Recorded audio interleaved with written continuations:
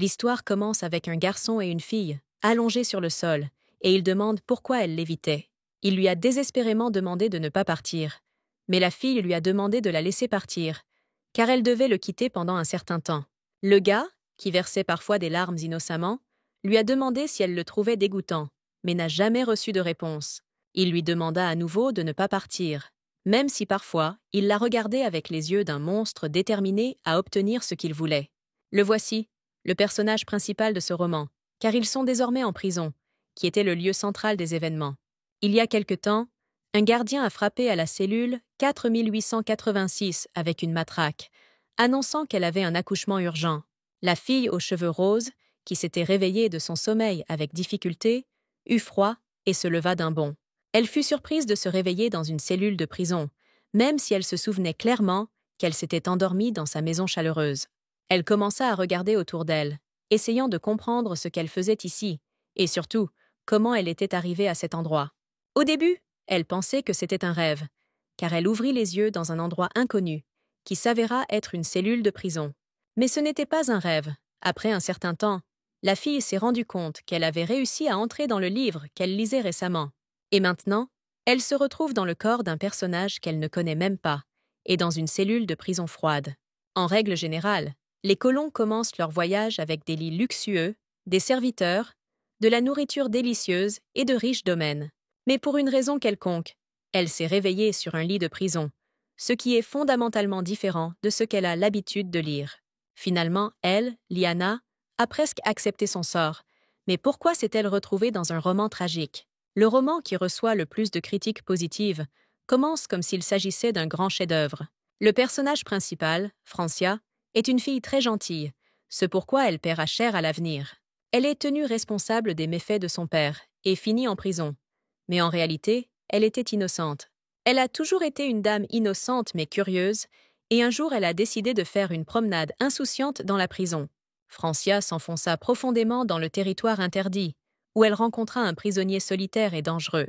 Cet homme s'est avéré être le personnage principal, Heinrich Dorian von Hell, qui était assez célèbre parmi la noblesse. La lignée ducale de Hell possède des pouvoirs qui se transmettent de génération en génération, et il en va de même pour Dorian. Ceux du clan qui ne parviennent pas à faire face à ce pouvoir incomparable sont envoyés à la prison de Cambracam. Et j'ai le droit de quitter les murs de la prison jusqu'à ce que naisse quelqu'un capable de résister à la force de la naissance. Il confère une force surnaturelle comparable à celle des monstres, mais prive les porteurs de raison, les faisant souffrir. Le personnage principal, après avoir entendu son histoire, décide de libérer le prisonnier de ses chaînes, mais un problème survient. Une fois libéré, il s'est transformé en monstre, mais ce qui s'est passé ensuite limite la classification par âge. À un moment donné, un méchant principal très sympathique apparaît, ce qui ajoute du drame. Et ainsi commence l'arc d'un triangle amoureux brutal, avec deux hommes en compétition pour le cœur de Francia.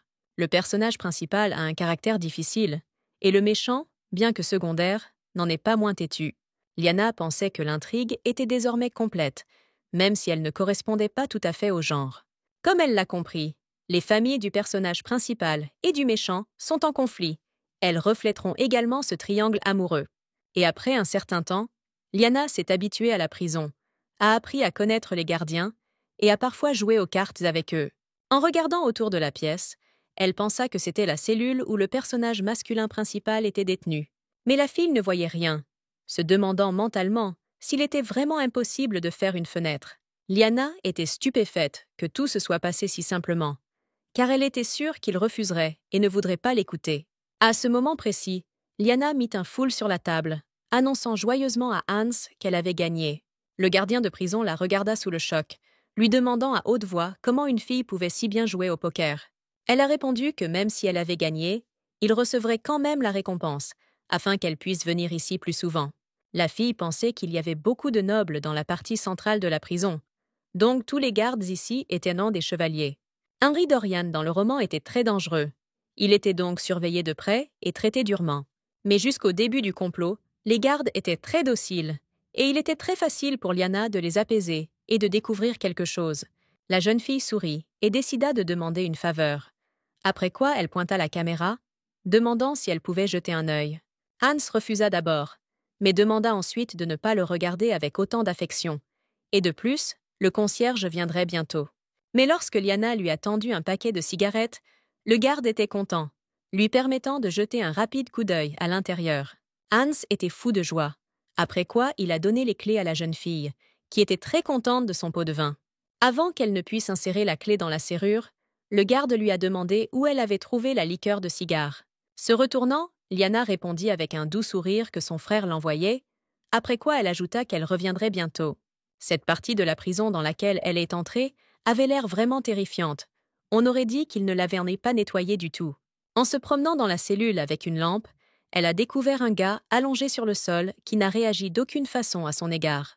Ses yeux s'écarquillèrent lorsqu'elle réalisa qu'elle avait trouvé le protagoniste du roman, Henri Dorian, endormi sur le sol. Après l'avoir regardé en personne, la fille rougit et pensa qu'il était très beau et gentil. À ce moment précis, le gars s'est réveillé et s'est frotté les yeux, car la lumière était trop forte pour la cellule sombre. Voyant une fille étrange devant lui, il sourit tandis qu'elle demandait comment une personne pouvait être si belle. Soudain, Dorian émit un aboiement de chien, ce qui surprit plutôt Liana, et elle essaya de comprendre si elle l'avait mal entendu. Liana n'arrivait pas à croire que la malédiction même mentionnée dans le livre vous transforme littéralement en bête. En regardant le gars, elle s'est rendue compte qu'il n'était pas dans le meilleur état, et un sceau restrictif était visible sur son cou. Lorsque la fille a voulu le toucher, Dorian a soudainement laissé échapper un rugissement de colère. Après quoi il s'est jeté sur elle. Liana sursauta de peur, mais une barrière protectrice apparue de nulle part empêcha son attaque. La fille tremblait encore de peur en regardant Dorian frapper la barrière incassable. Elle ne s'attendait pas à cela, mais elle pensa avec irritation que maintenant il était clair pourquoi il ne portait aucune chaîne. Elle était tout simplement magique, mais cela ne changeait pas le fait que le gars l'avait presque mordue et lui avait fait très peur. Liana essayait de comprendre quel genre d'homme c'était, car comment pouvait-il simplement mordre? L'avenir était comme un chien. À ce moment précis, elle se demanda pourquoi il était soudainement devenu si agressif, car elle lui avait simplement tendu la main. Soudain, Dorian se remit à aboyer, et la fille décida d'abord de calmer le chien et de détourner son attention. Remarquant une branche à côté d'elle, elle la ramassa et commença à l'agiter devant le visage du gars, et cela fonctionna. Avec un intérêt non dissimulé, il l'attrapa avec ses dents, ce qui surprit à nouveau Liana, mais pour le gars, c'était la norme. Elle lui a immédiatement demandé de lui rendre le bâton, sans même penser qu'il le mordrait immédiatement avec ses dents. Soudain, la fille décida qu'il la comprenait. Mais elle avait besoin de comprendre cela avec certitude pendant qu'elle était ici. Elle lui a ensuite montré 2 boules de poils maintenues ensemble par une ficelle, lui demandant s'il savait ce que c'était. Cela attira l'attention de Dorian, qui lâche le bâton, hypnotisé, regardant attentivement les balles. Soudain, il saisit la fille par la main, après quoi il lui jeta un regard mécontent, faisant frissonner Liana. Alors qu'il ouvrait lentement la bouche, la fille lui demanda d'arrêter, lui demandant s'il voulait la mordre à nouveau. Elle lui a demandé d'arrêter, quand soudain le gars est revenu en rampant, choqué, lui demandant ce qu'elle lui avait fait. Rougissant et embarrassé, Dorian cria qu'elle lui avait attrapé la main elle-même et qu'il n'avait jamais mordu personne auparavant. Liana était stupéfaite en regardant le garçon pleurer et se demandait ce qui se passait. Après quelques minutes, Dorian a arrêté de pleurer, disant que c'était sa première fois. Il était donc très surpris. Liana a demandé de ne pas utiliser cette phrase la première fois, car cela pourrait provoquer des malentendus. Le gars voulait prouver qu'il ne s'agissait pas d'un malentendu, mais la fille a fermement affirmé que c'était bien le cas. À ce moment précis, le visage de Dorian devint triste, et le gars se tut, baissant lentement son regard vers le sol. Liana était surprise qu'il devienne comme ça à chaque fois qu'il retrouvait sa raison, puis s'excusa. Dorian était touché, car c'était la première fois que quelqu'un s'excusait auprès de lui. La fille lui a demandé de se calmer. Soudain, elle courut vers lui et lui saisit les mains, lui demandant de l'écouter, puis déclara que la primauté n'était pas importante. Dès qu'une personne plus gentille apparaît, une telle bagatelle sera immédiatement oubliée, car à l'avenir, il y aura beaucoup de choses similaires. Elle a ensuite retiré ses mains, disant qu'elle ne l'avait pas attrapé exprès, mais qu'elle espérait qu'il comprenait de quoi elle parlait. À ce moment précis, elle rougit et détourna le regard, déclarant que son nom était Liana. Maintenant, elle se sentait très mal à l'aise. Lorsque le garde a soudainement annoncé que le temps était écoulé, la fille a expliqué à Dorian qu'elle devait rentrer. Elle se demandait depuis combien de temps il était là, dans cet endroit sombre et lugubre qui pouvait rendre fou. Se fiant uniquement à la faible lumière provenant du couloir, Liana remarqua qu'il était plus jeune qu'elle ne l'avait supposé. Elle aurait aimé voir son visage en partant, mais la lumière dans la pièce était trop faible. Mais s'étant éloignée un peu, la lumière de la bougie ne suffisait plus à rien voir. Et de plus, il fallait partir vite. Quelque temps plus tard, un subordonné s'est précipité dans la chambre du gardien, laissant entendre qu'il avait des nouvelles importantes. L'homme inquiet a déclaré qu'il y avait eu une effraction dans l'une des cellules et qu'il fallait enquêter. L'homme qui manipulait les papiers a demandé s'il s'agissait d'une effraction particulièrement dangereuse pour le criminel. Décidant que les gardes n'avaient pas fait attention, l'homme leur ordonna d'aller immédiatement découvrir qui était le courageux. Le lendemain, Liana était assise dans la salle commune où tous les prisonniers passèrent leur temps libre et socialisaient. Plus elle regardait dehors, plus elle était surprise, car cet endroit ne ressemblait guère à une prison, bien au contraire. Mais bon, c'est elle. Il ne faut pas oublier que la majorité des gens ici sont des nobles, donc les conditions sont appropriées. Bien qu'ils ne soient pas accessibles à tous, il existe des plats et des desserts insolites, des promenades et des activités pour les loisirs préférés. Il y avait une sorte de dissonance dans la tête de Liana, car malgré la pièce, tout le monde était habillé du même uniforme de prison. La jeune fille frissonna lorsque quelqu'un lui demanda de regarder cette beauté, qu'elle tenait dans ses mains pour la première fois. Il tourna la tête et elle remarqua que deux filles discutaient des parfums de la nouvelle collection. Elles parlèrent de parfums. Liana pensait que pour une raison quelconque, des phrases avec un sens pour la première fois parvenaient très souvent à ses oreilles ces derniers temps. Hier soir, Dorian a dit avec les larmes aux yeux qu'elle était sa première, ce qui semblait très ambigu. On pourrait penser qu'une sorte d'histoire d'amour suivrait, mais cela ne se produit pas, car il est limité par le sceau. Un appareil magique le maintient en prison, et il ne peut quitter cet endroit que s'il se débarrasse de ses chaînes. Il n'y a qu'une seule personne qui peut le libérer, et c'est le personnage principal du roman, dont on ne sait pas quand elle apparaîtra. Grâce à elle, il pourra quitter cet endroit dans seulement 4 ans, mais quand elle pourra le faire, il n'en a aucune idée. Soudain, le baron Paladis s'approcha d'elle et lui demanda pourquoi il soupirait et s'il rêvait de libération. Liana a demandé à ne pas parler de sa libération, car cela donnerait l'impression qu'elle était vraiment une sorte de criminelle. Il lui a demandé si cela la dérangeait qu'il s'assoie, et elle lui a demandé de dire quelque chose d'encourageant en réponse. Après avoir réfléchi un instant, l'homme répondit que si quelque chose comme ça se produisait, elle pourrait alors regarder son reflet. Après tout, s'il était à sa place, il se réjouirait chaque jour du reflet, répondit la jeune fille qu'il n'y avait rien de joyeux là-dedans. Elle se détourna avec mécontentement, demandant calmement de quoi il parlait, car elle était comme tous les prisonniers ici. Liana a demandé à raconter quelque chose d'intéressant, ce à quoi Paladis a répondu qu'il y avait des nouvelles récentes sur les Dormulites. La jeune fille réalisa qu'il parlait du duché de Dormulite, l'un des 3 plus grands ducs de l'Empire, et la demeure du principal méchant. Ce serait merveilleux si, même après sa libération, elle pouvait observer de l'extérieur le déroulement de l'intrigue de ce roman. Les yeux de l'homme s'illuminèrent lorsqu'il annonça que la Rose Noire de l'Empire, Dormulite, avait eu un incident intéressant l'autre jour. Selon les rumeurs, les Dormulites auraient acheté les bijoux lors d'une vente aux enchères clandestines il n'y a pas longtemps, mais ce n'est pas tout. Parmi ces joyaux se trouvait la tiare que Sa Majesté avait perdue et qui était maintenant entre les mains des Dormulites. Liana a immédiatement pensé que si c'était le diadème de l'impératrice, alors le personnage principal l'avait certainement trouvé. Dès que la rumeur se répandit, la famille impériale ordonna une perquisition du domaine des Dormulites, mais la tiare ne fut pas retrouvée. De forts doutes et soupçons planaient dans leur direction. Après tout, ce duc de Dormulite, Chaser, est très rusé et sournois. La fille, en buvant du thé, était d'accord avec Paladis sur sa ruse, car ce n'est pas pour rien qu'il est le principal antagoniste de l'histoire. Soudain, l'homme déclara que les rumeurs ne s'arrêtaient pas là, et Liana remarqua qu'il était absolument excité. Il lui a demandé si elle avait entendu parler du véritable trésor de Dormulite. La rumeur dit que Chaser a une sœur. Liana connaissait la sœur cadette du méchant principal. Le personnage est mort d'une maladie incurable avant le début de l'histoire. Les Dormulites ont volé la tiare de l'impératrice, tout comme dans l'intrigue originale, ce qui signifie que tout se passe incroyablement bien. Paladis lui demanda pourquoi elle ne lui avait rien dit, et si elle avait apprécié l'aventure dont elle avait parlé. La fille sourit et répondit par l'affirmative, pensant qu'à cet endroit, il n'y avait même pas une seule fenêtre comme ici.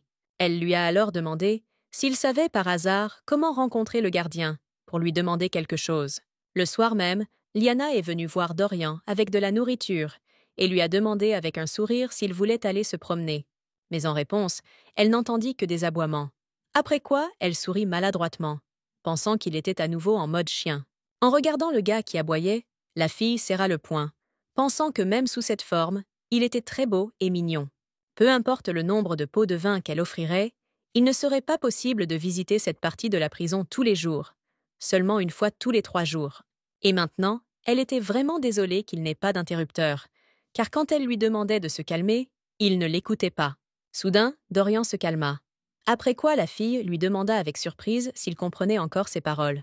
Et elle a décidé de lui demander pourquoi il ne parlait pas à ce moment-là. Elle pensait qu'il écoutait en quelque sorte, mais aussi qu'il la tuerait à tout moment. Elle lui demanda alors ce qu'il pensait du pain, car elle en avait pris dans la cuisine avec l'impression de nourrir un chien errant. À ce moment précis, le gars regarda le pain avec des yeux avides. Il était clair qu'il était privé de nourriture, et maintenant il avait faim. Elle ne comprenait pas pourquoi il se comportait comme un chien. Si les questions passaient, il comprenait aussi, et maintenant, il était tout à fait conscient. Soudain, il s'étouffa, et Liana commença à lui donner de l'eau en criant qu'il s'étoufferait s'il avalait de la nourriture comme ça. Après quelques secondes, Dorian rougit brusquement et détourna le regard, demandant poliment à la fille de retirer sa main. Liana fut surprise, puis sourit en disant qu'il buvait si bien dans ses mains, mais maintenant, pour une raison quelconque, il était gêné. Le gars a été stupéfait par de tels discours. Après quoi il a demandé de ne pas le toucher ou elle en serait tenue responsable. Tournant la tête, Liana pensa avec un sourire gêné que quelqu'un d'autre porterait la responsabilité, et ce n'était clairement pas elle. Pour être plus précis, le personnage principal, beau, gentil, avec qui je vais le libérer de prison, en général, la fille idéale. Grâce à elle, elle n'a pas à s'inquiéter qu'il s'attache à elle. Quand soudain, Liana pense qu'il fait trop sombre ici. Les prisonniers des prisons centrales vivent dans le luxe. Ils ont presque toujours accès à de la nourriture savoureuse, du thé et des promenades. Tout est fait de manière à ne causer des inconvénients qu'au personnage principal du roman, car il est peu probable qu'il ait rêvé d'une telle vie. Soudain, elle lui a demandé s'il ne pensait pas que c'était un peu mauvais ici. Il n'y avait pas de soleil et il faisait aussi très humide. Les autres prisonniers sortent se promener une fois par jour. La rue n'est peut-être pas un paradis, mais il y a de l'air frais, et il est assis ici. Liana a alors décidé de lui demander à nouveau s'il voulait aller se promener, car c'est la norme pour un criminel ordinaire. Pour elle, certains sont ennuyeux et monotones, mais confortables, et il est condamné à souffrir jusqu'à ce que le personnage principal apparaisse. Comme s'il ne comprenait rien, Dorian décida de demander en réponse ce que c'était, laissant entendre qu'il n'avait aucune idée des promenades. Elle a répondu que c'était quand on sortait et qu'on se promenait là-bas. Le gars a répondu qu'il ne pouvait pas sortir, mais ce n'était pas de ça qu'on parlait. Lorsqu'on lui a demandé s'il aimerait aller se promener s'il le pouvait, il a répondu par le silence, et Liana a pris cela comme un signe de consentement. Cependant, elle n'a toujours pas de plan, car le gardien doit donner son autorisation pour la promenade, sinon son plan ne se réalisera pas. Elle a entendu dire qu'il n'était pas si facile de le rejoindre, même si elle faisait une demande pour le rencontrer, mais elle voulait au moins le voir une fois.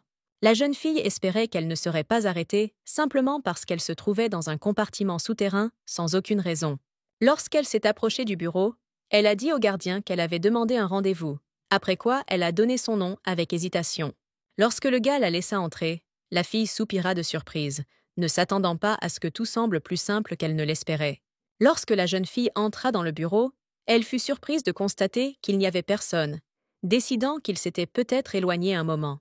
Liana n'arrivait pas à croire qu'elle avait demandé un rendez-vous avec le gardien pour une telle affaire, comme si c'était quelque chose de la plus haute importance. Elle savait qu'il existait un système immense et indestructible par lequel cet endroit était gouverné. En premier lieu dans la hiérarchie vient la garde, composée de chevaliers de rangs inférieurs et moyens, qui ne font qu'exécuter les ordres. Au-dessus d'eux se trouvent les puissants chevaliers directeurs, puis vient le personnel de direction, et le plus important d'entre eux est le directeur de la prison. Il joue également l'un des rôles principaux de l'histoire. Il fera équipe avec le duc d'Ormulite et l'aidera. L'histoire parallèle décrira pourquoi, si elle se souvient bien, il était amoureux d'une fille. Le personnage était populaire auprès des femmes parce qu'il était un homme propre, mais avait un côté méchant. Soudain, quelqu'un est entré dans le bureau et a demandé qui était là. Liana a demandé en réponse s'il avait également un rendez-vous. Elle s'est ensuite présentée, expliquant qu'elle était là pour rencontrer le directeur, mais s'est immédiatement figée. Elle ne comprenait pas ce que Renag Taos Valteiz, un personnage secondaire et l'un des marquis du pays, faisait ici. Mais il s'est avéré qu'il était également gardien de prison, a déclaré l'homme d'un ton sérieux, qu'il avait entendu dire qu'elle voulait le voir. Elle a essayé de montrer sa surprise, en prétendant qu'elle savait toujours tout, puis a dit qu'elle avait une demande. La jeune fille a alors demandé si tous les prisonniers de cette prison avaient les mêmes droits. Renag a répondu qu'à première vue, oui. Liana était surprise qu'il ne soit pas du tout malhonnête. On aurait pu penser qu'elle avait déjà perdu, mais c'était loin d'être le cas. À partir de ce moment-là, son principal argument en faveur de la permission est entré en jeu, ce qui était censé l'aider à réussir. Selon le règlement, si un détenu n'est pas reconnu coupable d'une infraction pénale grave, il a le droit de se promener. En discutant avec d'autres prisonniers, elle a appris qu'il y avait un homme seul dans le cachot de la prison centrale. Ils disent que sa cellule n'a même pas de fenêtre. Renag se tendit, répondant avec incertitude qu'il avait un tel prisonnier. Liana a ajouté qu'elle avait entendu dire qu'il n'était pas autorisé à se promener, mais qu'il n'avait commis aucune infraction pénale. La regardant d'un air sévère, l'homme lui demanda si elle voulait dire qu'elle avait pitié de ce prisonnier. Elle fut effrayée par son regard furieux, mais répondit par l'affirmative, ajoutant qu'elle était venue ici pour discuter de cela. Soudain, Renag dit qu'elle était une personne très gentille. La fille fut surprise, ce qui la rendit un peu confuse à cause de l'excitation. Elle a dit que lorsqu'elle entend cela à propos de certaines personnes, elle se souvient toujours de son petit frère. Alors elle ne peut pas passer à côté. Le directeur lui demanda avec surprise s'il était comme un petit frère pour elle. Liana acquiesça également avec surprise. Elle ne savait pas si elle avait un frère cadet. Mais les nobles considèrent de même les parents de la 5e et de la 6e génération comme proches. Le fait qu'il s'agisse de Dorian ne devrait pas interférer pour l'instant, et il est peu probable que quiconque puisse soupçonner un lien entre eux. Après tout, la relation entre Dorian et Renag n'a empiré que lorsque le méchant principal, Chaser, est apparu. Liana a demandé à laisser le pauvre gars sortir prendre l'air, sachant qu'il refuserait bien sûr. Mais lorsqu'elle entendit une réponse affirmative, elle fut choquée et Renag promit de prendre sa demande en compte. Elle se traîna jusqu'à la cellule, les jambes tremblantes, pensant qu'elle ne pourrait définitivement pas supporter une autre rencontre avec lui. L'homme a déclaré avec assurance que pour le bien de son frère et de son père, il ferait tout ce qu'elle voulait, malgré les risques. La fille frissonna, ne comprenant pas ce que tout cela signifiait, mais elle essaya de ne pas le montrer et accepta ses paroles. Pour le moment, Dorian est pris comme un criminel dangereux, mais il est impossible que Renag ne le sache pas. Cependant, la question s'est posée de savoir pourquoi il était prêt à faire cela à cause de son père et de son frère. Le problème était qu'elle ne connaissait pas la famille. La question s'est posée de savoir qui ils étaient et ce qu'ils faisaient pour lui permettre de demander des faveurs. Liana a suggéré avec réflexion qu'elle avait une famille influente, avec laquelle même le directeur de la prison se comportait avec gentillesse. Renag a déclaré que ce criminel serait certainement présenté à des chevaliers de rang moyen lors des promenades. Son frère lui a demandé de prendre toutes les mesures nécessaires pour répondre à ses demandes. Il ne pouvait donc pas l'ignorer. Leur réunion était terminée, et il la passa tandis que Liana essayait de comprendre que c'était seulement à cause d'une demande. Lorsque l'homme l'a amenée à la porte, il s'est arrêté et lui a poliment embrassé la main, comme si elle était une invitée d'honneur. Il a ensuite déclaré que même s'il n'avait pas fait la promesse à son frère, il aurait quand même répondu à sa demande comme prévu. Lorsque la fille sortit dans le couloir, elle entendit Renag dire à la fin qu'il avait hâte de les revoir. Cependant, Liana entendit une menace dans ses mots, pensant qu'il la tuerait si elle se présentait à nouveau à sa porte. Elle s'est approchée des chevaliers, ils ont seulement répondu qu'il était impliqué dans un crime impliquant de la magie. Le lendemain, il n'a pas été possible d'utiliser le permis, car il a plu abondamment toute la journée. L'image de la dame la plus gentille n'était finalement pas nécessaire, et le gardien ne semblait pas comprendre qu'elle le connaissait, et c'était bien. Liana a décidé qu'il suffisait d'y réfléchir. L'essentiel était qu'à la fin, elle obtienne ce qu'elle voulait encore plus facilement qu'elle ne l'espérait. Un peu plus tard, elle revint voir Dorian. Le garde fut surpris qu'elle vienne le voir aujourd'hui aussi. Soudain, Hans l'avertit que c'était dangereux aujourd'hui, et qu'elle devait donc faire attention, car le prisonnier était agité. Liana le remercia pour l'avertissement. Après quoi, elle découvrit de nombreuses flaques d'eau sur le sol. C'était à cause de la pluie. En sentant la moisissure, la fille tressaillit lorsqu'elle entendit un grognement de colère. Pensant qu'il était plus agressif que d'habitude, elle tourna alors son attention vers Dorian, réalisant qu'il avait peur de l'eau, en voyant comment il tremblait à cause du bruit des gouttes. Lyanna savait d'où venait la peur de l'eau du garçon, puisque son père disait toujours qu'il était une honte pour leur famille et un chien ordinaire. Dorian était constamment torturé avec de l'eau, ce qui lui a fait développer une peur de l'eau, ainsi qu'un sentiment d'inutilité. Le personnage principal était censé le libérer de cela, mais on ne savait pas quand elle arriverait et le sauverait d'ici. Et il se rend compte à quel point il est fort. À ce moment précis, elle le couvre d'une serviette et lui demande s'il aime la cloche. Le garçon fut surpris lorsque la fille sourit et sonna la cloche, disant que c'était bien mieux que le bruit de la pluie. Elle a ensuite commencé à lui verser des bonbons dans les mains, en disant qu'elle les lui avait apportés parce qu'elle pensait qu'il pourrait les aimer. En regardant son visage satisfait, Lyanna pensa que c'était bien qu'il ait apporté beaucoup de choses, car cela lui durerait longtemps. La fille a commencé à lui sécher la tête avec une serviette, en disant qu'il était tout mouillé, alors elle allait le sécher un peu. Soudain, elle commença à penser qu'elle pourrait tomber malade dans une telle humidité, et soudain le gars agita sa main devant son visage. Lyanna tomba sur le dos, ne comprenant rien, ressentant de la douleur, elle essaya de respirer de l'air et d'ouvrir les yeux. Quand soudain elle vit une rose sur la poitrine de Dorian, on dit à ce sujet qu'il faut en trouver une paire avant que sa rose ne se fane. La fille pensait qu'elle avait de mauvaises pensées. Après quoi, il lui sembla qu'il était devenu encore plus proche. Lorsque Dorian réalisa ce qui se passait, il fit un bond en arrière brusquement, demandant confusément ce que c'était.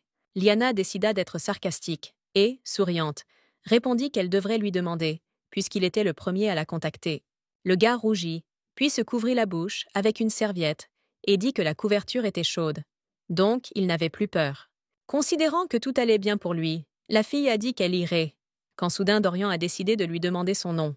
Après avoir donné son nom, la jeune fille quitta la cellule, en faisant un signe de la main pour dire au revoir, tandis que le garçon la regardait avec admiration. Quelques jours plus tard, la pluie continuait de tomber, tandis que Lyanna décidait d'arrêter de rencontrer Dorian pendant un certain temps. Assise dans sa cellule, la jeune fille regardait derrière les barreaux, se demandant quand la pluie cesserait enfin et quand le soleil apparaîtrait.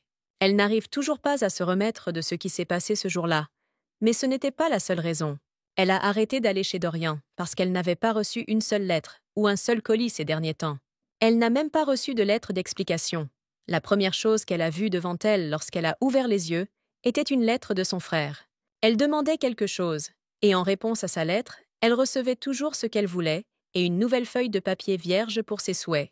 La jeune fille n'a même pas immédiatement compris que ces tracts étaient envoyés par un certain frère de Lyanna, dont elle ne sait rien. Et maintenant, elle n'a plus rien pour soudoyer les gardes, puisque les lettres n'arrivent plus, ce qui rend les rencontres très difficiles. En général, la lettre arrivait au mieux le 2e jour du mois, au pire le 5e, mais 12 jours s'étaient déjà écoulés. Peut-être qu'il est arrivé quelque chose à son frère, ou qu'elle en a demandé trop, c'est pourquoi elle a commencé à l'irriter avec ses demandes. Le lendemain, Lyanna y pensait encore, quand soudain Paladis s'approcha et lui demanda si quelque chose lui était arrivé. La fille répondit que rien de spécial. Après quoi, elle lui demanda de quelle chose d'intéressante il voulait parler cette fois. Il lui a demandé si elle avait entendu parler de la comtesse Andrea, une femme qui s'était évanouie lors d'une crise d'hystérie. L'homme a répondu qu'il ne s'agissait pas seulement d'une crise. À ce moment-là, il avait reçu la nouvelle que le comte Andrea était mort. Il s'est avéré que le duc d'Ormulite était directement responsable de tout, car cela lui était bénéfique, comme à personne d'autre. Lyanna ne comprenait pas ce que le principal méchant avait à voir là-dedans. Paladis expliqua que le comte Andrea était le bras droit de l'archiduc Henri.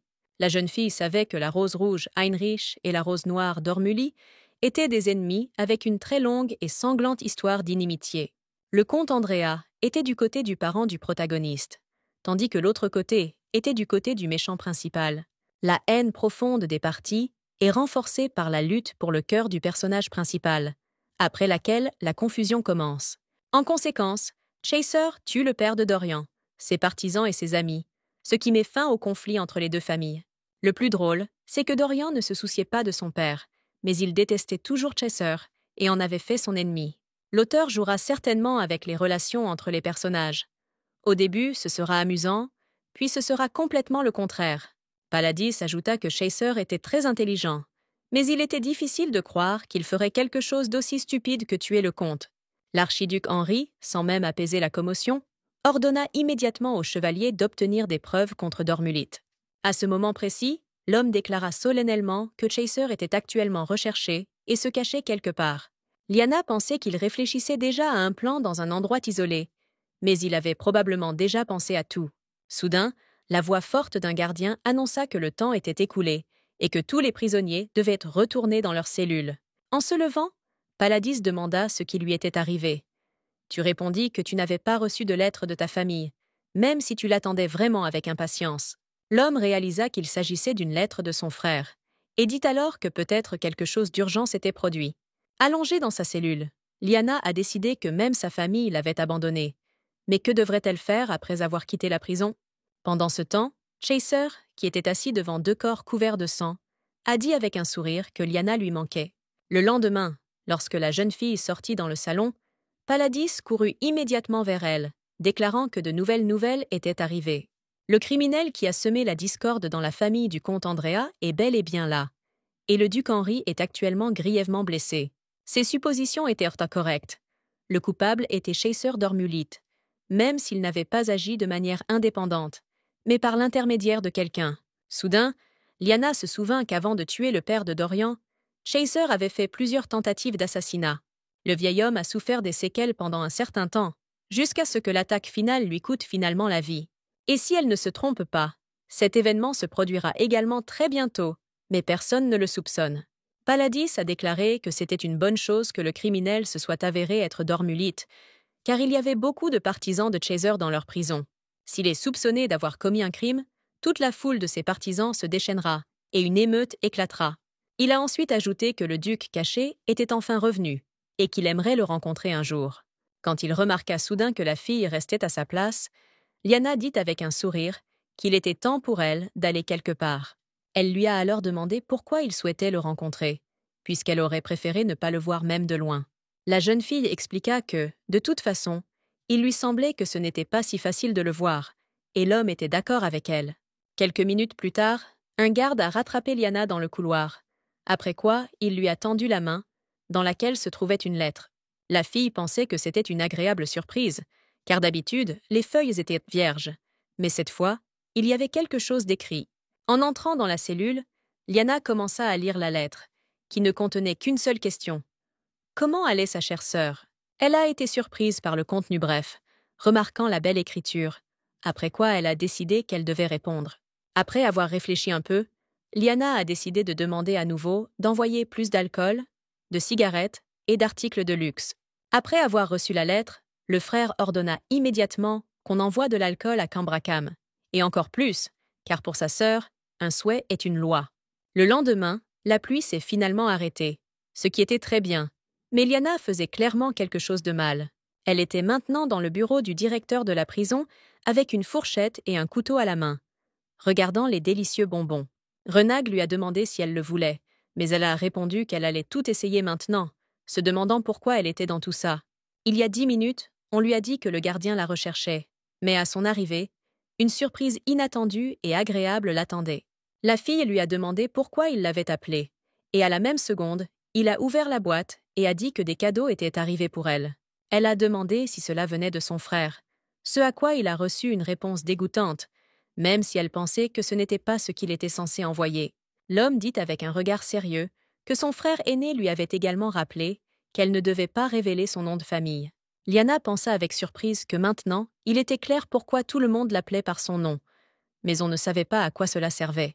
Elle le remercia pour son inquiétude, car elle était sûre que son frère et son père étaient également très reconnaissants. Renag fut surpris. Il a dit qu'elle était très gentille, contrairement à eux, une déclaration que la jeune fille a considérée comme offensante, mais elle est restée silencieuse. Lyanna pensa qu'elle devait sourire, après quoi, elle déclara qu'ils étaient en fait des gens bons et attentionnés. Renag a dit que les pluies avaient cessé, donc le prisonnier dont elle parlait allait bientôt sortir se promener. Mais, comme convenu avec les chevaliers qui lui étaient assignés, en entendant cela, la jeune fille répondit immédiatement qu'elle comprenait tout. En réponse à cela, le directeur sourit, et Lyanna ne s'attendait pas à pouvoir un jour voir son sourire. Cependant, il lui semblait qu'il lui laissait entendre qu'elle devait tout manger jusqu'à la dernière miette, sinon elle ne pourrait bientôt plus jamais sourire. Alors qu'elle sortait dans le couloir, elle fut surprise de penser que, selon l'intrigue, il serait un véritable amoureux devant sa bien-aimée. Le lendemain, Sally se ressaisit et dit qu'il faisait trop beau et qu'elle n'était pas sortie depuis longtemps. Elle a décidé qu'elle pourrait bronzer de cette façon, et Liana a dit avec un sourire que même avec un bronzage, elle serait superbe. Soudain, la jeune fille cessa de sourire et pointa du doigt derrière elle, demandant ce que faisaient ici les chevaliers du régiment d'élite. Elle a entendu dire qu'ils ne les hébergeaient qu'avec des criminels particulièrement dangereux, et apparemment ce garçon était parmi eux. Quand ils ont poussé Dorian, Sally a décidé que ce n'était pas une promenade. Après quoi, elle a décidé de demander elle-même tout au chevalier. Liana pensait avec mécontentement que cela ne pouvait guère être appelé une promenade, car ce n'était pas mieux que de rester assis dans une cellule. Soudain, elle remarqua qu'il regardait dans sa direction, mais à ce moment précis, le gars rougit et, embarrassé, se détourna. La fille était choquée qu'il l'ignore. À ce moment-là, Sally s'est approchée d'elle et lui a dit qu'elle était de retour. Liana a réussi à esquiver de justesse alors que le chevalier volant se précipitait devant elle, tandis que les autres essayèrent de l'arrêter. À ce moment précis, elle regarda attentivement Liana et lui demanda pourquoi elle avait soudainement l'air si irritée. La fille pensait qu'elle avait fait de gros efforts pour lui, mais à la fin, il l'a ignorée. Elle doit donc aller découvrir ce qui se passe. Lorsqu'elle l'a rattrapé, elle lui a demandé pourquoi il rougissait et était assis à genoux, alors qu'elle n'avait encore rien fait. Soudain, le gars lui a attrapé les joues et lui a demandé si elle voulait dire quelque chose, si elle lui ferait quelque chose à cause de ça. Quand Liana réalisa que tout allait bien pour lui, elle répondit que s'il ne voulait pas s'expliquer, alors ce n'était pas nécessaire. Soudain, Dorian lui saisit la main et lui demanda avec un regard suppliant pourquoi elle n'était pas venue le voir depuis si longtemps. Dorian a presque pleuré quand il a dit qu'il l'attendait, mais elle n'est jamais venue, et il a décidé qu'elle l'avait quitté pour toujours. Liana ne voulait pas lui dire qu'elle n'avait tout simplement plus rien pour payer le passage, puisque son frère n'avait rien envoyé. Le gars lui a demandé si c'était la dernière fois qu'elle venait ici, et la fille lui a demandé pourquoi il pensait cela. Elle sentit ses mains trembler. Peut-être avait-il tellement peur d'être à nouveau abandonné par tout le monde. Se frottant le cou avec désespoir, elle se demandait comment elle pouvait rester indifférente à son égard. La fille lui a demandé s'il avait apprécié la promenade, car c'était son mérite, et elle méritait de recevoir un petit merci.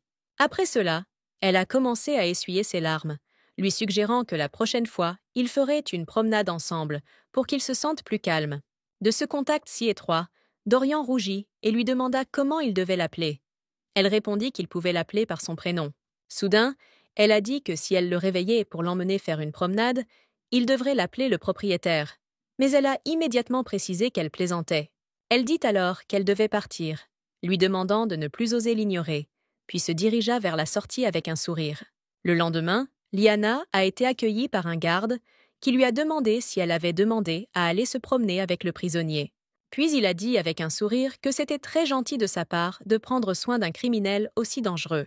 La fille s'est approchée du gars et lui a dit « bonjour ». Après quoi elle lui a demandé s'il était à l'aise, il a répondu que tout allait bien. Elle a osé suggérer que tout le monde ici croyait que Dorian avait été reconnu coupable d'avoir utilisé de la magie interdite. Cependant, seul Renag connaît son identité, car une amie a remarqué ses poignets. C'étaient des chaînes inhabituelles. À ce moment précis, le chevalier lui demanda si elle était curieuse. Après quoi, il tira sur la corde, entraînant Dorian avec lui.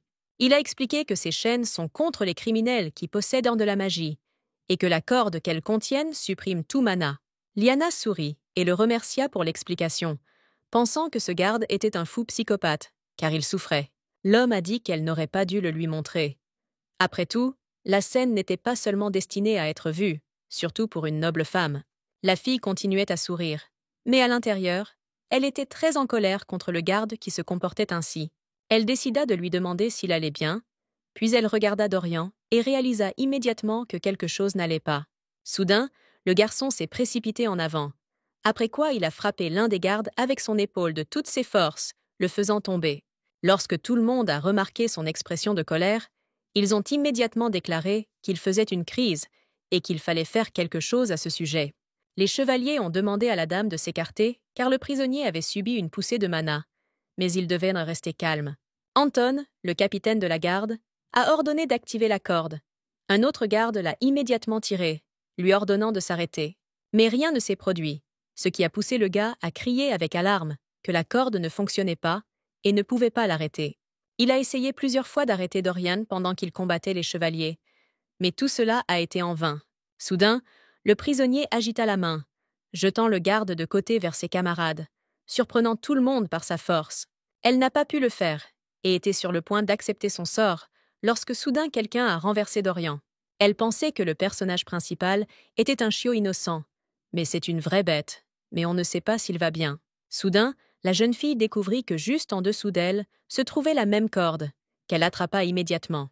Elle doutait que cela fonctionne, mais Anton remarqua avec surprise que les chaînes magiques fonctionnaient à nouveau. L'homme lui a alors demandé d'un ton autoritaire de lui ordonner d'arrêter, mais la fille était trop effrayée. À cette seconde même, Dorian sembla la regarder, et elle ne comprit pas avec quel genre de regard il venait de la regarder. Elle est tombée de peur lorsque le gars a soudainement couru vers elle, et le garde lui a demandé à haute voix de simplement crier l'ordre. À ce moment précis, le chevalier s'approcha à nouveau d'elle et lui dit qu'elle devait rencontrer le surveillant Stuart. Quelqu'un lui a ordonné de s'asseoir, tandis que Lyanna pensait qu'il n'était pas un vrai chien et que de tels ordres ne fonctionneraient pas. Pendant ce temps, Anton demandait à haute voix à tout le monde de ne pas perdre leur vigilance et de continuer à donner des ordres jusqu'à ce qu'il se calme. À ce moment précis, la fille tira sur la corde et commença à lui donner divers ordres, qu'il commença à exécuter. Lyanna était choquée et essayait de comprendre ce qui se passait, car il n'était pas question d'une telle romance, et Dorian continuait de dégringoler. Les chevaliers les regardaient avec la même surprise, essayant de comprendre quel genre de situation stupide s'était déroulée. La fille lui a ordonné de s'asseoir, après quoi elle lui a demandé à haute voix de ne pas se gratter l'oreille avec son pied, demandant qui lui avait appris cela. Elle a commencé à paniquer en se demandant à quel moment le personnage principal était réellement devenu un chien. Puis elle s'est rendue compte qu'elle avait un réel talent pour dresser des chiens, même s'il s'agissait d'un gars ordinaire. L'un des gardes lui a demandé si elle était une sorcière, mais elle a répondu qu'elle serait ici maintenant, si elle était une sorcière. Lyanna pensait que, heureusement, il n'y avait personne autour, car la seule chose dont cette performance avait besoin était des spectateurs supplémentaires. Lorsque Dorian la tira soudainement par la manche et aboya pitoyablement, la fille décida de lui donner quelques ordres supplémentaires. Elle ne comprenait pas pourquoi le personnage principal était devenu complètement comme un animal, car cela n'était pas décrit dans le livre. Lyanna fut choquée par une telle déclaration, quand soudain elle entendit une question pour savoir si elle avait discuté de ce qui se passait ici avec son frère. Cependant, il n'est plus là maintenant. Il est donc préférable pour elle de retourner à sa place maintenant. Quand il apparaîtra, elle sera emmenée vers lui. Lyanna répondit qu'elle comprenait tout, après quoi elle demanda avec intérêt ce qu'il ferait de ce prisonnier. Et les gardes devraient d'abord découvrir pourquoi les chaînes ne fonctionnaient pas, a demandé la jeune fille, si quelque chose comme ça s'était déjà produit. Il a répondu que c'était la première fois qu'ils utilisaient cet équipement, mais qu'il n'avait jamais entendu parler d'interruption. À bien y penser, elle se sent faible et essoufflée depuis ce matin, donc c'est peut-être lié d'une manière ou d'une autre. Remarquant son expression étrange, Anton lui demanda si elle allait bien. Elle sourit et répondit par l'affirmative. Soudain, lorsque le chevalier s'est approché trop près, Dorian a serré Lyanna dans ses bras par derrière, après quoi il a commencé à grogner contre le garde. La fille lui retira la main, avec un regard mécontent, après quoi elle lui ordonna de s'allonger, et le gars suivit immédiatement l'ordre. Anton dit avec un sourire qu'il était temps de le ramener dans sa cellule, puis lui demanda si elle pouvait l'aider. Elle n'aimait pas vraiment l'idée, mais elle accepta, puis remarqua que Dorian se pressait contre sa main. Lorsqu'ils retournèrent à la cellule, Hans lui demanda de revenir rapidement. Elle accepta, puis se rendit auprès de Dorian. Assise devant le gars, elle serra ses genoux et, sans le regarder, demanda sincèrement pardon pour ce qui s'était passé. Elle ne savait pas que les choses se passeraient ainsi lorsqu'elle lui a demandé de l'emmener dehors pour une petite promenade. Elle baissa la tête et lui demanda s'il aimait ça, ne serait-ce qu'un peu, s'attendant à ce qu'il la juge pour cette idée. Elle ne savait pas comment il avait pu apprécier cela dans ces circonstances, mais peut-être avait-il ressenti une émotion positive. Puis elle s'est approchée et lui a caressé la tête, et le gars a dit qu'il aimait ça, qu'elle n'avait pas besoin de s'excuser. Il lui a demandé de ne pas regarder si attentivement, et la fille a dit qu'elle se demandait quand il reprendrait ses esprits. Lyanna sourit et lui demanda de ne pas être si prudent avec elle. Elle l'avait aidé dans son saccage aujourd'hui après tout. La fille a décidé de lui demander s'il se souvenait de tout ce qui lui était arrivé en mode bête. Il a répondu que, en général, oui. Rougissant et détournant le regard, Dorian dit qu'il ne se souvenait que des petits détails, mais que tout le reste était clair. Se souvenir de ce que vous avez fait lorsque vous étiez avec un chien, c'est comme se souvenir le lendemain matin, après avoir bu de l'alcool, de ce que vous avez fait la veille. Puis la fille s'est approchée de lui et lui a demandé si cela signifiait qu'il voulait continuer à marcher avec elle. Le recouvrant d'une couverture, elle ajouta qu'elle était heureuse de ne pas avoir commis d'erreur dans ses actions, après quoi elle lui demanda de lui sourire. Voyant son air embarrassé, Liana lui demanda s'il n'aimait pas qu'elle le touche et si elle devait le toucher. Rougissant encore plus, Dorian déclara que tout allait bien pour lui, après quoi il lui demanda de promettre qu'elle reviendrait.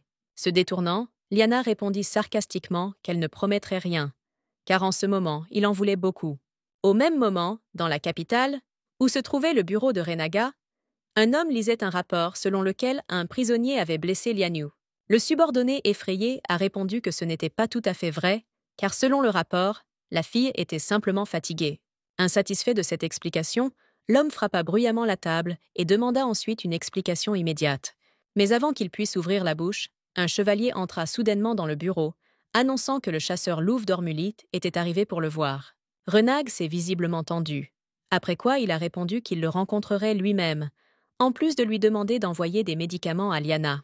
Avant de partir, il a demandé que son emploi du temps soit réaménagé afin qu'il puisse revenir dans quelques jours. Quelques jours plus tard, Liana se promenait dehors avec Dorian et lui a demandé d'attraper le ballon. Lorsque le garçon est revenu avec la balle dans la bouche, la fille lui a caressé la tête et l'a ensuite traité de garçon intelligent. Il aime recevoir des éloges, tandis que Liana se souvient qu'on lui a demandé si elle pouvait aider aux promenades. Ils n'ont pas encore trouvé d'autres moyens de le contenir, et les promenades doivent continuer régulièrement. Même si après tout ce remue-ménage, elle pensait qu'ils annuleraient les promenades, elle était heureuse que finalement cela ne se soit pas produit. Tirant la joue de Dorian, Liana pensa qu'un ordre était un ordre, mais cela causa quand même beaucoup de problèmes aux gardes. Même s'ils avaient peut-être oublié que Dorian était un homme, ils ne le traitaient pas comme un chien qu'il fallait promener. Finalement, elle accepta d'aider, et maintenant elle était à côté de Dorian, entourée de chevaliers. Anton s'est approché d'elle et l'a remerciée pour son aide, ajoutant qu'il dirait du bien de ses services aux gardiens. Au fait, il a mentionné qu'il passerait les voir aujourd'hui. Liana était surprise, car elle pensait justement à rencontrer Renag. En tant qu'ami, Dorian, qui s'était réveillé assez tôt aujourd'hui et avait l'air très gêné, a tiré sa manche. Elle l'a invité à s'asseoir à côté d'elle, car ce n'est pas très confortable de s'asseoir par terre, même si on est un chien. Sans perdre de temps, le gaz a bondi et s'est assis sur ses genoux, ce qui l'a fait rougir et l'a rendu encore plus embarrassée. Liana a déclaré qu'elle avait l'intention de s'asseoir à côté de lui. Dorian a tressailli, après quoi il s'est excusé bruyamment auprès d'elle pour cela. Le gars a dit qu'il faisait un peu froid aujourd'hui, après quoi il a attrapé la fille par la main et a changé de place avec elle. Une fois sur ses genoux, Liana rit et lui demanda ce qu'il avait pensé de cela, le traitant de sournois. Au même moment, on a demandé à Renag, qui les regardait, s'il devait aller à l'entraînement aujourd'hui. Il a répondu qu'il était déjà en route, après quoi il s'est retourné et s'est éloigné de l'endroit où se trouvaient le gars et la fille. Un peu plus tard, la jeune fille était déjà assise dans le bureau du directeur, qui lui offrit poliment une tasse de thé. L'homme a déclaré avoir été surpris lorsqu'on lui a annoncé qu'elle avait transformé le prisonnier en véritable animal de compagnie. Maintenant, il est clair pourquoi Renag est indulgent envers elle. Malgré sa nature, ils sont camarades de crime. Ayant répondu par la négative, elle ajouta qu'elle ne pensait pas qu'il en était conscient, et qu'elle ne savait même pas vraiment comment elle vivait. Dans les fantasmes de Liana, son frère pense probablement qu'elle est désormais alcoolique, puisqu'elle ne demande que de l'alcool et des cigarettes. Elle ne connaît même pas sa famille, et elle ne pourra le découvrir qu'après sa sortie de prison, mais pas avant. Renag a déclaré que si elle n'avait pas changé d'avis sur ses souhaits, les promenades seraient autorisées à l'avenir. La jeune fille fut surprise, car le prisonnier avait fait sensation. Mais l'homme répondit que c'était parce qu'elle le voulait. « Frottez-la ou souriez » dit-il. Il était toujours étonné qu'elle le traite comme un chien. Liana se demanda mentalement s'il s'amusait, car il n'avait pas oublié de demander l'avis de son frère, qu'elle ne connaissait pas. Il semble tenir pour acquis que Dorian est traité avec manque de respect par littéralement tout le monde. La jeune fille a déclaré qu'il ne serait pas juste de dire qu'il y avait des relations particulièrement bonnes entre sa famille et celle de ce prisonnier.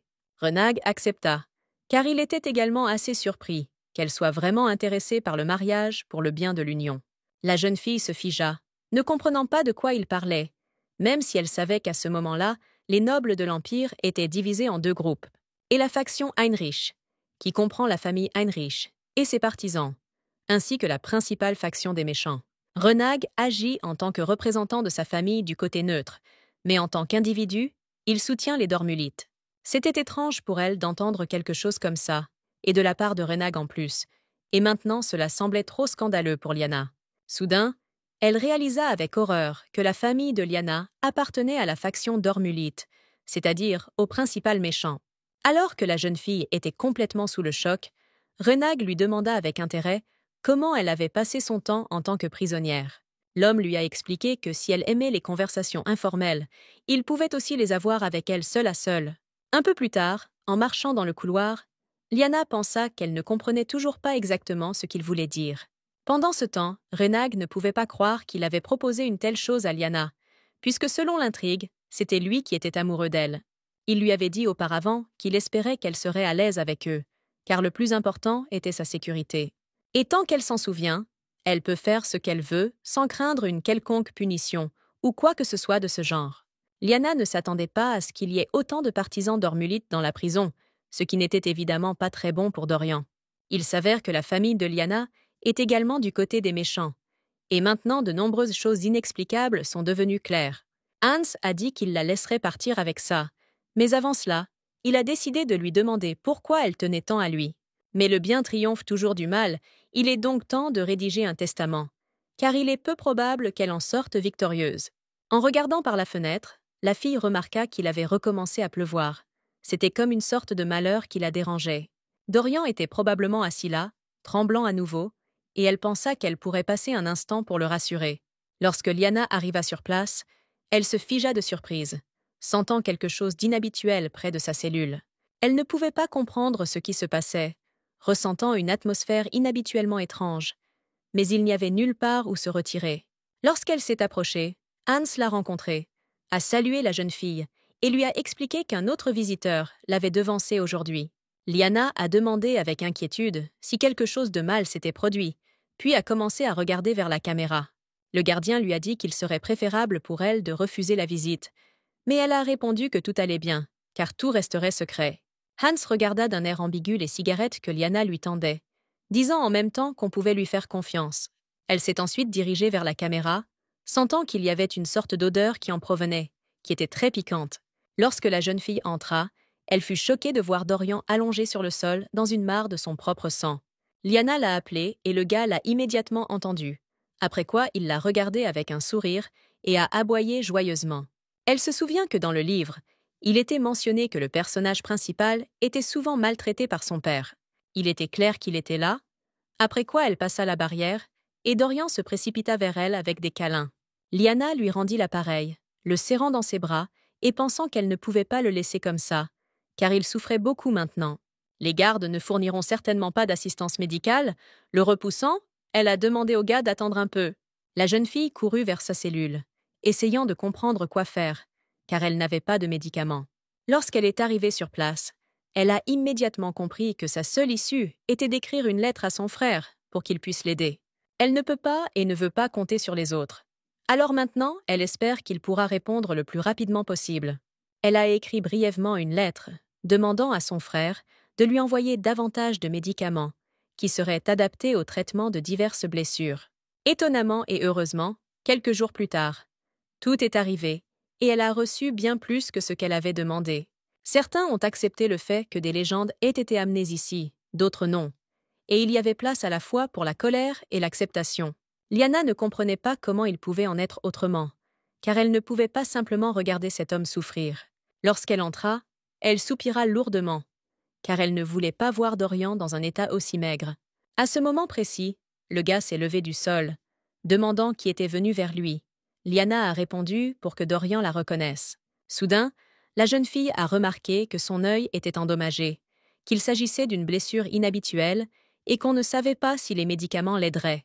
S'asseyant devant lui, elle dit qu'elle était venue pour le soigner, que cela pourrait faire mal, mais qu'il devrait le supporter un peu. Après 10 minutes, Lyanna s'essuyait le front, pensant qu'elle avait essuyé tout le sang, même si cela lui avait pris beaucoup de temps. Elle devait maintenant appliquer une pommade cicatrisante, après quoi elle a demandé au gars de lui faire savoir si cela lui faisait mal. Soudain, elle sourit, ajoutant que cela ne servait à rien, puisqu'elle n'arrêterait pas de l'appliquer de toute façon. Un peu plus tard, Dorian avait l'air beaucoup mieux, et plus mignon avec des bandages et des épingles à cheveux de fille, demandant pourquoi elle riait. La fille répondit maladroitement que c'était parce qu'il était plus beau qu'elle, mais Dorian dit que ce n'était pas vrai. Il voulait ajouter autre chose, mais hésitait, tandis que Lyanna décidait sournoisement de préciser si elle était plus belle. Cela a fait rougir le gars, mais la fille a décidé de mettre les blagues de côté, lui demandant de la regarder. Après l'avoir examinée, elle pensa avoir tout bien appliqué, mais la question demeurait de savoir quoi faire avec le reste des médicaments. Il y avait même des médicaments contre le rhume, et même contre les brûlures. Elle en demandait pour soigner les blessures, mais son frère lui envoyait tout ce qu'il pouvait. Il semblait très attentionné envers Lyanna, ce qui lui faisait sentir que le niveau d'affection envers lui avait considérablement augmenté. Elle s'est ensuite tournée vers Dorian et lui a dit qu'elle avait presque terminé le traitement. Il ne restait que les épaules et le cou. Lorsque la fille toucha sa poitrine, elle lui demanda d'arrêter de respirer si fort, mais elle ne savait pas si elle pouvait le toucher à cet endroit. Un peu plus tôt, Chaser, qui était assis dans son bureau, lisait la lettre de Lyanna, qui lui demandait d'envoyer des médicaments pour les blessures. Tenant la lettre devant son visage et respirant son parfum, il se demanda s'il ne devrait pas peut-être passer à Cambracam de temps en temps. Et maintenant, Lyanna, qui touchait les blessures sur la poitrine de Dorian, lui demanda maladroitement d'arrêter de faire ces bruits. Essuyant la sueur de son front, la fille annonça qu'ils avaient enfin terminé et qu'il ne lui restait plus qu'à prendre des analgésiques. Le gars lui a demandé avec un air surpris si elle avait besoin de prendre des médicaments quand elle se sentait mal, et elle a été choquée par cette question. Puis elle a commencé à expliquer qu'il fallait d'abord prendre le verre, avaler la pilule, puis boire l'eau. Mais même après les instructions, Dorian n'a pas pu prendre la pilule, car il ne comprenait pas comment le faire. Mais il fallait lui apprendre cela. Alors elle lui arracha la bouteille des mains pour changer un peu de tactique. Lyanna dit que tant pis. Elle l'aiderait pour la première fois, puisqu'il ne pouvait pas le faire tout seul. Elle lui a demandé d'ouvrir la bouche, mais avec précaution, ajoutant qu'il pouvait appuyer un peu sur son doigt pour que ce soit confortable. Avec un sourire, la fille dit qu'elle allait maintenant mettre la pilule au fond de sa bouche et qu'il ne devait pas la recracher. Voyant sa réaction embarrassée, la fille lui attrapa les joues et lui demanda ensuite d'aboyer après elle, surprenant Dorian. Elle s'est soudainement éloignée, lui demandant d'oublier, puis lui a demandé s'il avait bu toute l'eau, lui demandant de lui donner la bouteille. Se rendant compte de son comportement inapproprié, elle a dit qu'elle partait, puis lui a souhaité un prompt rétablissement et est partie. Dorian lui a tristement demandé d'attendre, mais elle s'est excusée, expliquant qu'elle devait partir tôt aujourd'hui. Le lendemain, elle s'assit sur le banc, essayant de comprendre pourquoi elle avait fait ce qu'elle avait fait hier et ce qui lui était arrivé. Se penchant un peu, elle décida qu'elle avait besoin de penser à autre chose, à quelque chose de gentil et de bon qui la distrairait. Soudain, elle remarqua que la lettre contenait un mot de son frère, qu'elle ne découvrit pas tout de suite, ce qui était étrange. Là, dans son écriture soignée, il y avait une question lui demandant si sa chère petite sœur était malade. Il s'inquiète toujours pour elle, et elle lui manque beaucoup. Et à la fin, la question s'est posée de savoir s'il devait lui rendre visite. Lyanna était stupéfaite par le fait qu'il puisse venir à elle. Les prisonniers ne s'entendent généralement pas avec leur famille, car ce sont elles qui sont généralement responsables de la présence des personnes présentes. Elle se souvenait que Sally avait dit que lorsqu'elle sortirait d'ici, elle rembourserait certainement son frère. Chaque fois qu'il était très heureux de la voir, la fille disait qu'aujourd'hui elle lui apportait des biscuits qu'il aimait. Ce sont les sentiments que les prisonniers éprouvent envers leurs proches. Peut-être que son frère est gentil avec elle par pitié. La jeune fille se demanda alors, avec intérêt, quel genre de relation elle et son frère avaient eu à l'origine, avant de venir ici. Alors qu'elle se parlait à elle-même, elle n'a pas remarqué que quelqu'un se cachait derrière un arbre derrière elle et la regardait. Un mois plus tard, les blessures de Dorian étaient complètement guéries, alors Lyanna a décidé de rendre visite à nouveau au gars. Soudain, elle baissa les yeux, décidant qu'elle devait baisser ses attentes, car on pouvait tout attendre de son frère. Soudain, elle remarqua que le seau sur son cou semblait plus gros que d'habitude, mais elle ne savait pas exactement pourquoi. Près de 3 mois se sont écoulés depuis sa première rencontre avec le personnage principal positif, mais le seau deviendra-t-il encore plus grand? Quand l'un des biscuits est tombé par terre, Dorian a essayé de le manger, mais Lyanna l'a immédiatement arrêté, couvrant sa bouche avec sa main. Elle a expliqué que ce n'était pas comestible, demandant à Dorian d'essayer de préserver les vestiges de sa dignité humaine. Voyant que le gars était contrarié, elle lui a demandé de ne pas lui faire les yeux doux, car il n'obtiendrait absolument rien en faisant cela. Soudain, elle lui montra un livre, lui demandant de regarder ce qu'elle avait et lui proposant de prendre en charge son développement. Pour commencer, il serait raisonnable de simplement prononcer des mots avec lui. Après tout, il ne sait pas lire, mais il a continué à aboyer. Incapable de le supporter plus longtemps, la fille commença à lui étirer les joues, disant avec mécontentement qu'il n'essayait même pas de faire quoi que ce soit. Elle décida alors de lui raconter un conte de fées, commençant par lui raconter que la jeune fille avait rencontré son prince maudit. Le prince fut mordu par un dragon, après quoi son visage devint noir et ses vêtements prirent feu avec une flamme vive, comme une énorme torche. En voyant sa réaction, elle fut surprise qu'il y a quelques minutes, il pouvait à peine rester assis, mais maintenant il écoutait attentivement. Elle a continué en disant que la fille avait demandé au prince si quelque chose lui faisait mal, et il avait répondu que rien ne lui faisait mal. Alors la fille pleura à cause des paroles du prince, demanda ce que ressentait le principe maintenant. Peut-être qu'il cache sa douleur. Après cela, la fille a vaincu le dragon maléfique, puis elle a pris le prince par la main, et il n'y avait plus aucune trace de sa malédiction. Si vous y réfléchissez, Dorian est le prince de ce conte de fées, seulement enfermé non pas dans un château, mais dans une cage, ce qui était un peu pire. Et leur personnage principal est cet aristocrate déchu, qui, ayant également été libéré de la malédiction, vivra avec sa princesse. Elle décida alors de lui demander s'il savait qu'elle avait un frère aîné, qui viendrait bientôt lui rendre visite en prison. Elle se demandait s'il serait aussi mignon que Dorian, s'il était un méchant, alors avec un peu de chance au moins beau.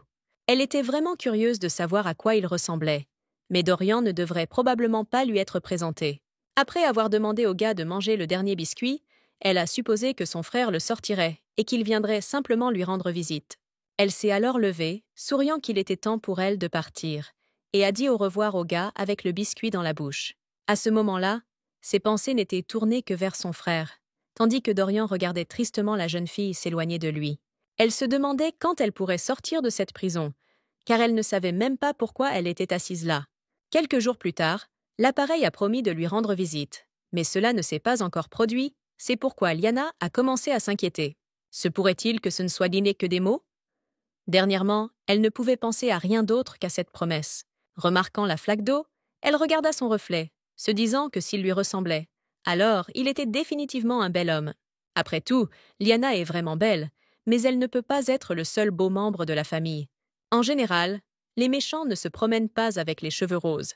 Il s'avère donc que Liana a passé les normes de sécurité. Mais avant tout, il est le mage suprême du côté des Heinrich, qui était ici en mission spéciale. Il n'était pas là lorsque le cœur de Liana a cessé de battre, et elle a ouvert les yeux pour la première fois dans ce corps, à l'infirmerie de la prison. Le corps de Liana était si faible qu'après avoir entendu parler d'une crise cardiaque, elle s'est immédiatement évanouie sous le choc. Ce n'est que quelques heures plus tard qu'elle ouvrit à nouveau les yeux, après quoi elle découvrit qu'elle était déjà dans une cellule de prison. Il est intéressant de noter qu'après l'attaque, elle ne s'est jamais sentie mal, et la jeune fille a parlé de cette situation pendant longtemps. Après s'être réveillée, elle réalisa immédiatement que la vraie Liana était morte, comme si quelqu'un le lui avait murmuré à l'oreille. À ce moment-là, elle a pensé qu'elle devait simplement continuer à vivre comme si de rien n'était, en attendant la fin de son mandat. Elle avait le sentiment que quelque chose d'incroyable l'attendait à l'extérieur de la prison, et ce sentiment ne l'a toujours pas quittée. Soudain, quelqu'un s'est approché d'elle par derrière et lui a dit qu'elle avait l'air de s'ennuyer. Liana a levé la tête et a vu un homme. Elle l'a vu pour la première fois, et la couleur de son uniforme était d'une couleur différente.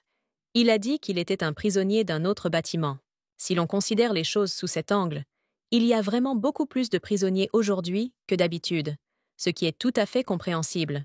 Le gaz à lunettes lui a demandé de ne pas avoir peur, car il n'avait pas l'intention de lui faire du mal, après quoi il s'est présenté comme Jair. La fille frissonna lorsque le gars dit qu'il voulait la rencontrer un jour.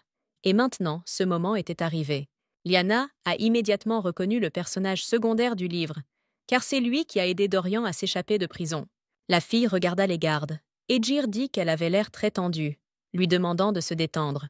Beaucoup de gardes étaient en déplacement professionnel avec le directeur. Il n'y avait donc presque aucune surveillance pendant la promenade. Il s'étonna qu'elles aient peur de lui, expliquant que le chef de leur corps sélectionne personnellement les personnes autorisées à sortir. En tapotant son index sur son front, le gars a ajouté que c'est pourquoi seules les personnes compétentes peuvent sortir. Avant cela, il ne l'avait vu que de loin. D'ailleurs, il aimait vraiment regarder une personne s'entraîner.